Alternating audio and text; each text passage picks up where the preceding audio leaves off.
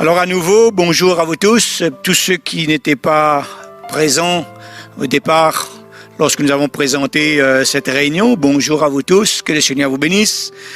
Bonjour, je profite de l'occasion pour une salutation à notre pasteur Chanto et à son épouse, qu'il soit béni, qu'il soit fortifié également au travers de ce message, non pas pour glorifier l'homme, mais nous devons être reconnaissants. C'est de là où nous étions et là où nous sommes aujourd'hui, c'est grâce vraiment à ces personnes qui nous ont conduits tout au long de notre marche chrétienne.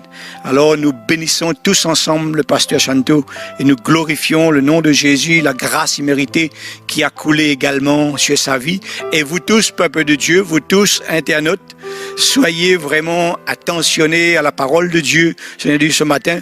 Et je suis certain que lui, il va vraiment vous donner ce dont vous avez besoin, selon vous attendez tous au travers de ce message ce matin. Amen. Alors pour commencer, nous allons faire une lecture dans le deuxième livre de Pierre, au chapitre 1, au verset 2. Il est dit ceci: que la grâce et la paix vous soient multipliées par la connaissance de Dieu et de Jésus, notre Seigneur. La grâce de Dieu. Cette grâce, je pourrais dire ce matin que c'est un cadeau immérité de la part de notre Père. La faveur divine, une faveur qui ne se mérite pas. Elle est gratuite. C'est difficile pour certains à croire cela. Et pourtant, c'est ce que nous dit la parole. Et nous, enfants de Dieu, nous nous basons uniquement sur la parole de Dieu. Et la grâce est tombée sur nous. Vraiment, ce don, ce cadeau, Dieu nous l'a donné au moment où nous avons accepté Jésus-Christ dans nos vies. Une petite phrase que j'ai trouvée dans les Écritures qui dit ceci: par grâce, Dieu amène le croyant à la position la plus élevée qu'il ne puisse concevoir. On a été vraiment mis à une hauteur où nous-mêmes, très souvent, on ne se rend pas compte. On est élevé, on est assis dans les lieux célestes en Jésus-Christ. C'est pour ça que dans un autre verset de la parole de Dieu, il dit que nous sommes en haut et jamais en bas. Et nous tous, peuple de Dieu, nous sommes élevés. Et c'est au travers de la grâce de Dieu. Et pour tous ceux qui l'ont oublié, pour tous ceux qui ont vraiment délaissé cela, ce matin, Dieu vous le rappelle. Et je souhaite que nous tous, nous puissions reprendre, chacun pour notre part, notre position d'enfant de Dieu. Alors faisons une autre lecture dans Hébreux, chapitre 6, verset 19. Il dit: cette espérance, nous la possédons comme une encre de l'âme, sûre et solide. Elle pénètre au-delà du voile. Nous la possédons comme une encre. Alors voyez un peu l'image d'une encre d'un bateau. Lorsqu'elle arrive au port, elle dépose cette encre sur quelque chose de solide, sur un sol solide. Et ce bateau, même s'il y a les vents, même s'il y a les tempêtes, ce bateau ne bouge plus, elle reste vraiment dans la position initiale. Jésus nous a sauvés, Jésus est notre ancre. Et je vois un peu ce monde, vraiment, c'est comme attaché à une ancre, posé, c'est-à-dire vraiment, c'est-à-dire sur un sol solide, sur une fondation solide qui est Jésus-Christ. Et ce monde a besoin de cette encre en ce moment. Et la parole de Dieu dit que nous, enfants de Dieu, nous la possédons déjà. Alors, remettons-nous vraiment, dans la volonté de notre Dieu. Et disons merci, Seigneur, pour sa grâce. Et nous pouvons dire gloire à Dieu, tous ensemble. Cadeau immérité de la part de notre divin Maître, Jésus-Christ, la grâce de Dieu. Le sens du mot grâce signifie littéralement faveur.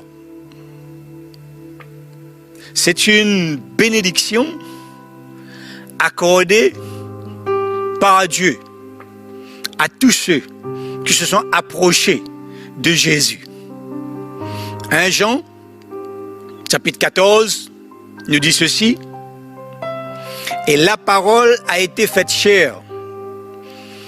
Elle a habité parmi nous, pleine de grâce et de vérité. Elle a habité parmi nous, pleine de grâce et de vérité. Et nous l'avons contemplé, sa gloire. Une gloire comme la gloire du Fils unique venu du Père. C'est merveilleux, peuple de Dieu.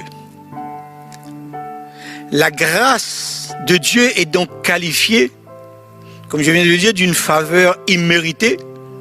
Et une autre définition de la grâce est donnée comme ceci: récompense donnée à quelqu'un. C'est une récompense que cette personne n'a rien fait pour la recevoir. La grâce de Dieu, source de salut pour tous les hommes, nous dit la parole. Et il est bien stipulé ici pour tous les hommes, c'est-à-dire tous les êtres humains sur terre.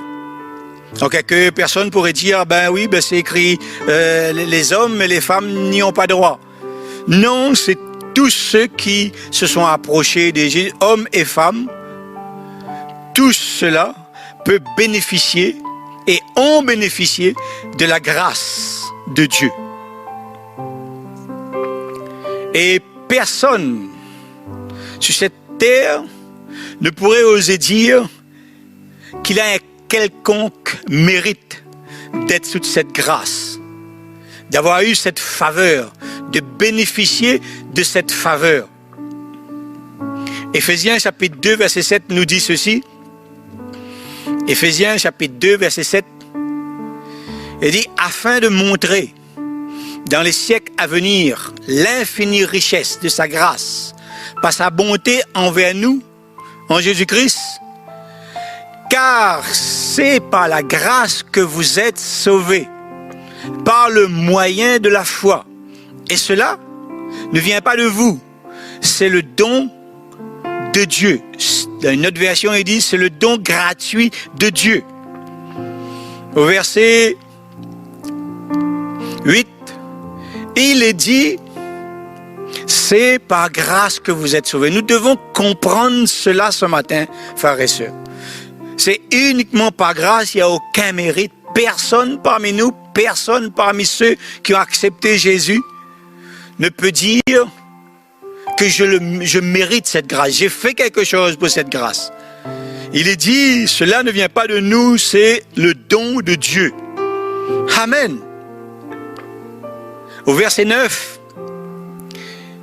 il vient vraiment confirmer cela. Il dit, ce n'est point par les œuvres afin que personne ne se glorifie. Personne. C'est cadeau, peuple de Dieu.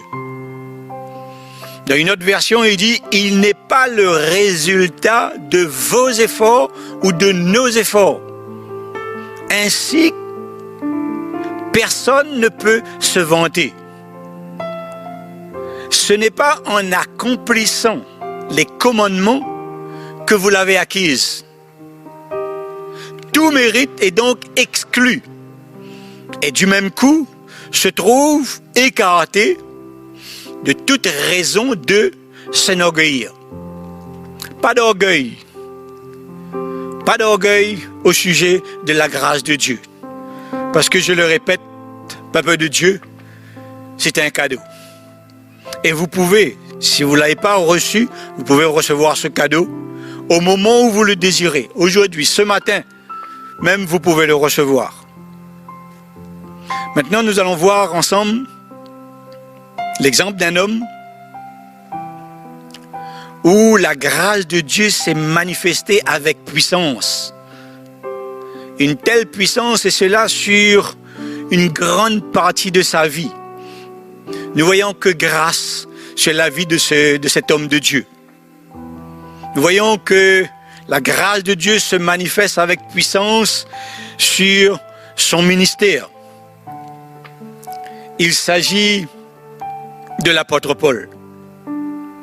En 2 Corinthiens chapitre 12 au verset 9, il est dit ceci: « Ma grâce te suffit, car ma puissance s'accomplit dans la faiblesse. Je me glorifie donc je me glorifie donc bien volontiers de mes faiblesses, afin que la puissance de Christ repose sur moi. » Au verset 10, il est dit: « C'est pourquoi je me plains dans mes faiblesses.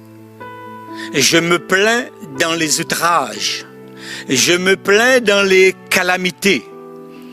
Je me plains dans les persécutions, dans les détresses, pour Christ. Car quand je suis faible, c'est alors que je suis fort. » Comme je viens de vous dire, ce texte nous vient de l'apôtre Paul. Il prie, il intercède auprès de Dieu. Et ici, il prie, non pas à la faveur de quelqu'un, mais il prie en sa propre faveur. Il a besoin de la grâce de Dieu, il a besoin de la force de Dieu. Et comme vous savez très bien que Dieu répond aux requêtes de ses enfants lorsque nous prions, lorsque nous intercédons, lorsque nous recherchons la face de Dieu, il est fidèle, il est juste et il répond toujours à nos demandes. Et l'apôtre Paul reçoit sa réponse. Mais ce n'est pas la réponse que Dieu vient lui donner. Ce n'est vraiment pas ce qu'il attendait. On verra cela plus en détail un petit peu plus loin. Mais qu'est-ce que Dieu lui donne comme réponse, bien-aimé? Tout simplement, ma grâce te suffit. Dans une autre version, il dit grâce suffisante. Et dans une autre encore, il dit ma grâce vous suffit. Si j'ai le temps, je reviendrai sur ces trois définitions. Ma grâce te suffit, grâce suffisante, et ma grâce vous suffit. C'est la réponse que Dieu lui donne. Ce n'est pas ce qu'il avait demandé. Sa demande à lui, l'apôtre Paul, c'était de lever de sa vie, d'enlever de sa vie les difficultés qui se présentaient à lui. C'était d'enlever de sa vie toutes les souffrances qu'il a endurées au travers de son ministère. Seigneur, viens et débarrasse-moi de tous ces obstacles sur mon chemin. Viens et enlève ces épines de mon côté. Et la réponse de Dieu était à 1000 lieues de ce qu'il avait demandé, peuple de Dieu. Alors, lorsque je préparais ce message, je pensais que beaucoup à la place de Paul demandaient la protection, demandaient la guérison et recevoir uniquement que ma grâce te suffit. Je pense que beaucoup seraient mis en colère contre Dieu. Ils seraient plaints auprès de Dieu. Je suis en train de souffrir Et toi, la seule réponse que tu viens me donner, c'est que ta grâce me suffit? Tu ne vois donc pas que je suis en train de souffrir? Tu veux continuer à voir que je me porte mal? Pourtant, ta parole dit que tu es amour. Beaucoup auraient pu réagir comme ceci, peuple de Dieu. Mais lui, Paul, il accepte la réponse de Dieu. Même au travers de ses souffrances, il accepte cette réponse, que la grâce de Dieu était suffisante pour lui, pour qu'il puisse continuer sa marche avec le Seigneur, pour qu'il puisse continuer sa course. Et le Seigneur nous dit ce matin, peuple de Dieu, exactement la même chose. Ma grâce est assez. Même dans vos difficultés, même dans nos difficultés, il nous dit à nous également, c'est tout ce dont vous avez besoin. C'est ce que nous avons besoin, peuple de Dieu, ce matin. Surtout dans ce moment où nous vivons actuellement. Et dans le verset 10 que nous venons de lire, il y a 5 mots qui ressortent de ce texte. Pour le moment, il y a le mot faiblesse. Il y a le mot outrage, calamité, persécution et enfin détresse.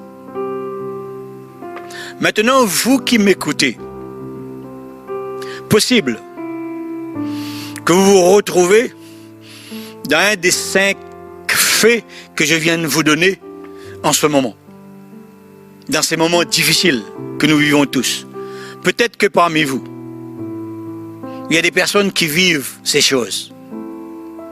Alors je vous encourage, peuple de Dieu, à écouter le message, parce que certainement Dieu a quelque chose pour vous ce matin. Et à la fin de ce message, je prendrai un temps de prier pour chacun de vous. Et je suis certain, je le proclame par la foi, que la grâce de Dieu sera votre partage ce matin. Ésaïe 44, verset 6. Ésaïe 44, verset 6 nous dit ceci. Je confirme la parole de mon serviteur et j'accomplis ce que prédisent mes envoyés. Jérémie chapitre 1, verset 12. Je veille sur ma parole pour l'exécuter. Alors, bien-aimés, quels que soient vos besoins, prenez et acceptez ce que le Seigneur vous donne ce matin. Et il vous dit, comme il a dit à l'apôtre Paul, ma grâce vous suffit. Ma grâce vous suffit. Parce qu'au travers de la grâce, comme je vous ai dit tout à l'heure, nous avons été élevés. Nous sommes en haut, mais non en bas. Nous sommes sous la protection de Dieu. Nous sommes avec Dieu. Nous sommes assis dans les lieux célestes en Jésus-Christ. Et ceux qui nous veulent du mal, ceux qui veulent vraiment nous voir traverser ces 5 faits que je viens de vous citer, eux, ils sont en bas. Nous ne sommes pas en bas. Le peuple de Dieu, lui, il est toujours en bas, en haut et jamais en bas. Alors prenez votre victoire ce matin. Parce que la grâce de Dieu est source de guérison. La grâce de Dieu est source de délivrance. La grâce de Dieu, bien-aimé du Seigneur, est source de paix, source de joie. Cadeau de la part de Dieu. Et je proclame par la foi que vous serez délivrés, que vous serez guéris au nom de Jésus, que vous allez trouver la paix dont vous avez besoin, que vous allez recevoir la joie dont vous avez besoin. Parce qu'en ce moment, le peuple de Dieu, on est séparés. On est un peu retirés, pas un peu, même beaucoup retirés des uns des autres. Alors, quelle est ta situation en ce moment? C'est la faiblesse? C'est les outrages? C'est la calamité? La persécution? La détresse? La peur? L'angoisse? Quelle est ta situation?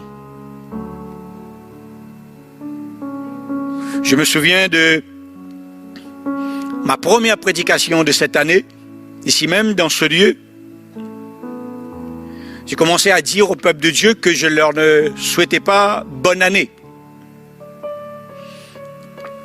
Année 2020, je ne vous souhaite pas bonne année. Et je ne comprenais pas pourquoi, peuple de Dieu. C'est aujourd'hui que je comprends le pourquoi. Et nous devons comprendre que la parole de Dieu est là pour ces moments difficiles. Nous devons comprendre que nous sommes en haut et pas en bas. Nous devons comprendre que la grâce de Dieu repose sur nous pour que toutes ces angoisses ne puissent pas nous atteindre, pour que la maladie ne puisse effrayer personne. Acceptez et revenez, si vous vous êtes mis en dehors, revenez sur la grâce de votre Dieu. Et sachez, peuple de Dieu, que ce moment, c'est un moment propice pour que l'ennemi de Dieu déploie son armée contre nous. Ce temps pourrait lui être favorable pour déverser toutes sortes de plaies comme il l'a fait en Égypte, au milieu des rachetés. Mais comme nous avons l'assurance d'être sous cette grâce, il faut juste lui rappeler qui nous sommes et où nous sommes. Et il faut proclamer devant cet ennemi, devant ses ennemis, que les rachetés de Jésus-Christ est recouvert d'une grâce particulière. Ça ne vient pas de ce monde. Parce que si quelqu'un est recouvert d'une grâce particulière de ce monde, ça sera pour un temps. Ça sera pour quelque chose de particulier. Mais nous, peuple de Dieu, nous sommes sur cette grâce imméritée jusqu'à la fin de notre vie sur terre et bien plus après. Gloire à Dieu. Nous pouvons tous expérimenter cette puissance dans nos vies aujourd'hui. Quelles que soient les difficultés que vous vivez, votre Dieu vous dit ce matin, ma grâce vous suffit. La même chose qu'il a dit à l'apôtre Paul, tout à l'heure je vais vous expliquer qu'il ne l'a pas dit seulement à l'apôtre Paul, mais il l'a dit à l'apôtre Paul et tous ceux qui allaient suivre après lui. Vous devez juste mettre votre confiance en Dieu le Père, en Dieu le Fils, en Dieu le Saint-Esprit. Le psaume 37, verset 5, nous dit ceci, le psaume 37, le verset 5, « Recommande ton sort à l'Éternel, mets en lui ta confiance et il agira. » C'est un très beau verset pour chacun de nous ce matin. C'est un très beau verset pour ceux qui vivent des moments difficiles. Et je sais que parmi le peuple de Dieu, il y en a en ce moment. Il y en a qui ne savent plus où mettre la tête. Il y en a qui sont vraiment angoissés au travers de ce qu'ils sont en train de vivre. Mais Dieu te parle ce matin. Il te dit, mets toute ta confiance, pas une partie, pas pendant un moment, pas pendant une journée, mais toute ta confiance en lui.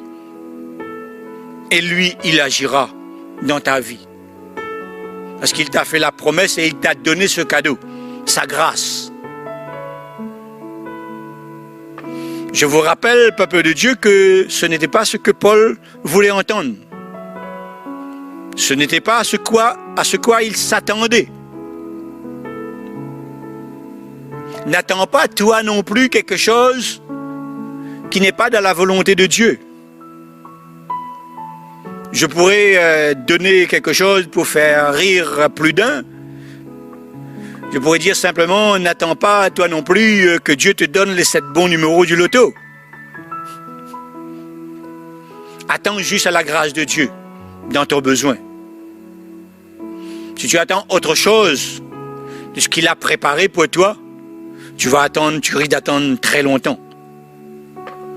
Paul, lui, il espérait que Dieu lui donnerait le pouvoir et la force pour répandre la bonne nouvelle de Jésus-Christ. Il avait besoin de puissance, de force pour établir les différentes églises, partout là où il passait. Son but, c'était d'établir des églises. Il avait besoin le pouvoir, il avait besoin de force pour gérer tous les problèmes qu'il allait rencontrer dans toutes ces églises qu'il allait établir justement. Parce qu'il était habitué à toutes sortes de problèmes et il avait compris, lui, que par ses propres forces, il n'y arriverait jamais. Il avait besoin de Dieu. Alors il prie le Seigneur de lui donner tout ce dont il avait besoin. Paul faisait partie de ceux qui avaient compris que le poids de l'Église était parfois difficile à porter. Et cela dans la vie de tout chrétien, de tout enfant de Dieu, parfois c'est des poids qui nous semblent vraiment insurmontables, tellement lourds qu'on ne sait plus quoi faire. Et dans le deuxième livre de Corinthiens, au chapitre 4, au verset 8, il est dit ceci. 2 Corinthiens, chapitre 4, verset 8. Il dit, nous sommes pressés de toute manière, mais non réduits à l'extrémité, dans la détresse. Dans la détresse, mais non dans le désespoir. Alors nous sommes pressés de toute manière, mais non réduits à l'extrémité. Dans la détresse, mais non dans le désespoir. Persécutés, mais non abandonnés. Abattus, mais non perdus.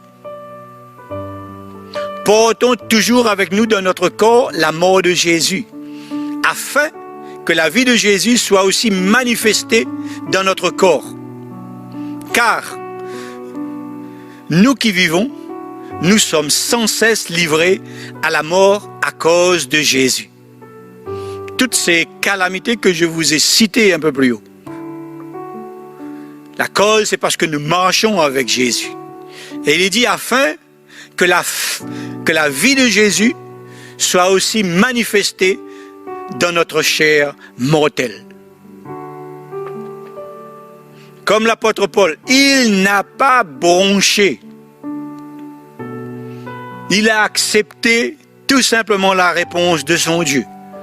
La réponse des demandes qu'il a posées devant son Dieu n'était pas ce qu'il avait demandé, mais il accepte. Parce qu'il sait que ce que Dieu donne est plus avantageux de ce que nous voulons recevoir. Et il a continué son ministère. À la fin de sa vie, il dit quelque chose de merveilleux, peuple de Dieu. Lisons ensemble dans le deuxième livre de Timothée, chapitre 4, au verset 1. 2 Timothée, chapitre 4, verset 1. Et là, ce sera ma conclusion.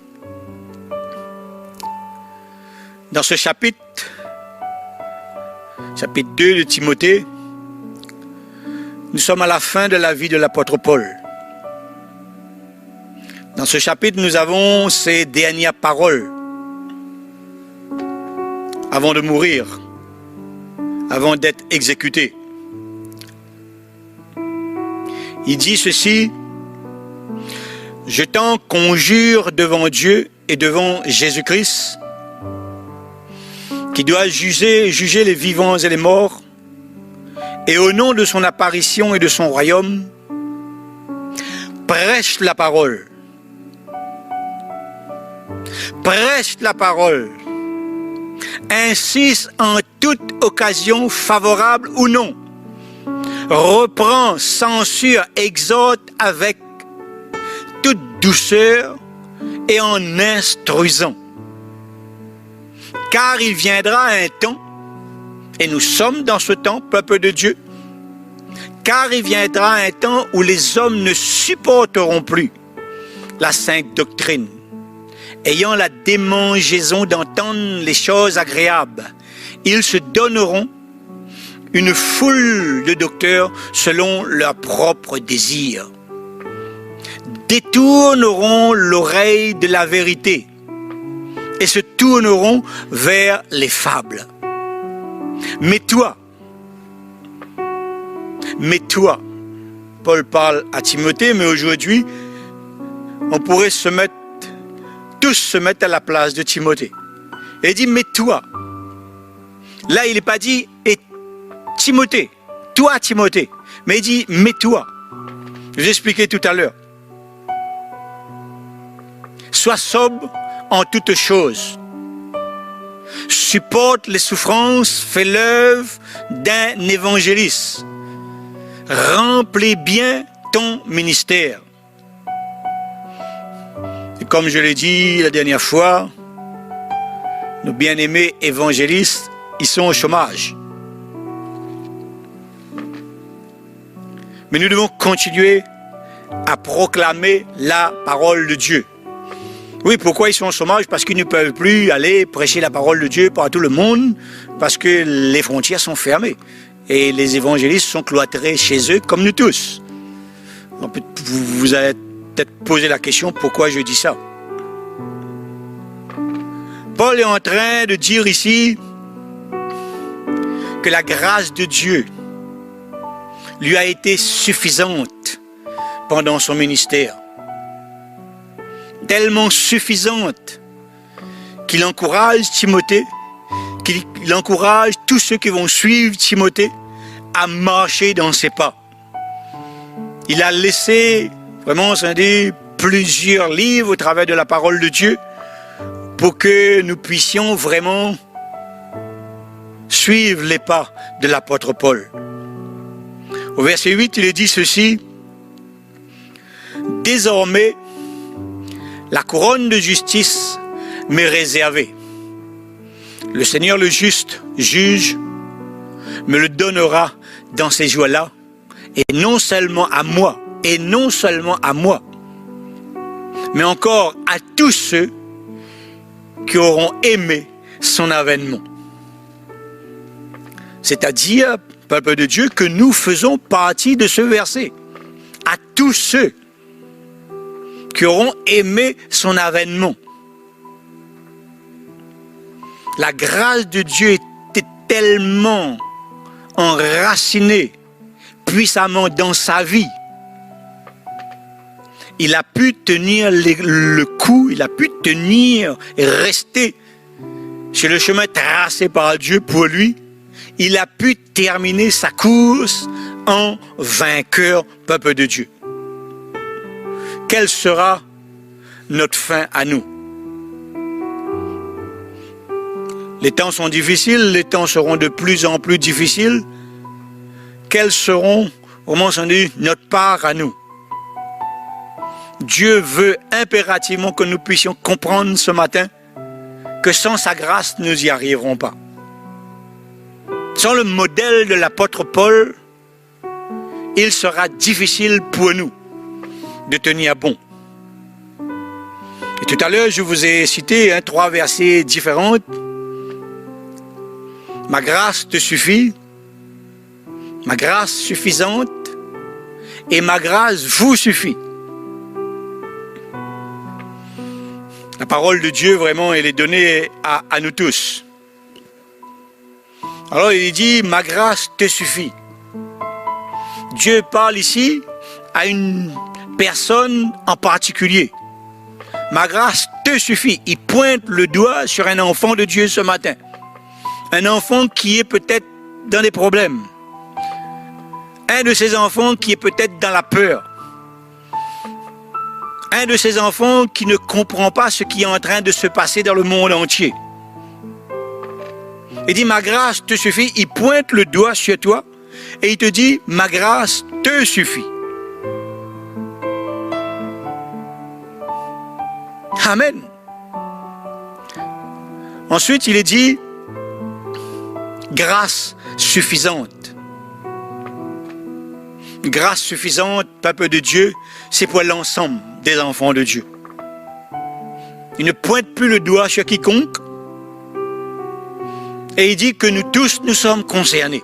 Que la grâce de Dieu est pour chacun de ceux qui acceptent Jésus-Christ dans sa vie. Et si tu ne l'as pas fait, si vous ne l'avez pas fait encore, je vous encourage à le faire. Approchez-vous de Jésus. Acceptez ce Jésus comme le seul et vrai Seigneur de votre vie.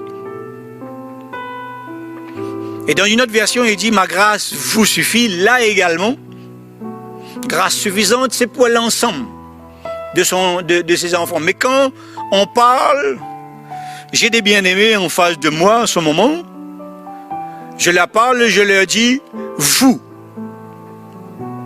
êtes en face de moi. Ceux qui sont chez eux, ils ne sont pas en face de moi. Je suis en train de parler à ceux qui sont en face de moi. La Bible dit, ma grâce vous suffit. Alors je pourrais dire que ma grâce vous suffit, peuple de la bonne nouvelle de l'Évangile. Ma grâce vous suffit, peuple des différentes assemblées, quelle que soit l'assemblée là où le nom de Jésus est glorifié. Ma grâce vous suffit, monde entier, là où vous vous rassemblez, vous tous ensemble, chaque dimanche, chaque jour de la semaine. Ma grâce vous suffit, vous, famille, qui est confinée et vous n'avez pas la possibilité de vous retrouver dans l'unité de Christ en ce moment. Il dit, ma grâce vous suffit. Et surtout, en ce moment, chaque famille représentée dans sa propre maison, Dieu vous dit ce matin, ma grâce vous suffit. Ne cherchez pas ailleurs que la grâce de Dieu. Ne cherchez pas ailleurs que la grâce de Dieu. C'est un privilège pour nous de vivre sous cette grâce. Arrêtez de regarder à vos problèmes. Arrêtons de regarder à nos souffrances, à nos maladies. Mais fixons nos yeux plutôt là où Dieu nous a positionnés. En haut. En supériorité. À la droite de Dieu. Assis dans les lieux célestes. Fixons nos yeux uniquement sur cela. Là où vous allez vous fixer vos regards, il y aura la grâce sur vous. Et vous allez vraiment vous sentir vraiment comme un enfant de Dieu. Vous allez pouvoir prendre l'autorité dont il vous a donné. Encore un cadeau supplémentaire. Parce que Dieu nous a donné énormément de cadeaux. Nous ne pouvons pas les citer dans chaque prédication. Nous venons à chaque fois vous apporter un rappel. Parce qu'aujourd'hui, ce n'est qu'un rappel. Vous savez tous cela. Alors soyez encouragés, peuple de Dieu. Soyez vraiment encouragés. Et relevons tous la tête. Et donnons la gloire à notre Dieu. Pour ce divin cadeau qu'il nous a fait. Peut-être que nous l'avons mis, je le dis très souvent, nous mettons les cadeaux de Dieu dans des tiroirs. Et nous venons les prendre seulement lorsque nous en avons besoin. Ben justement, c'est le moment où nous en avons besoin en ce moment. Prenons ce cadeau et serrons ce cadeau sur nos cœurs et soyons assurés de la fidélité de Dieu dans nos vies.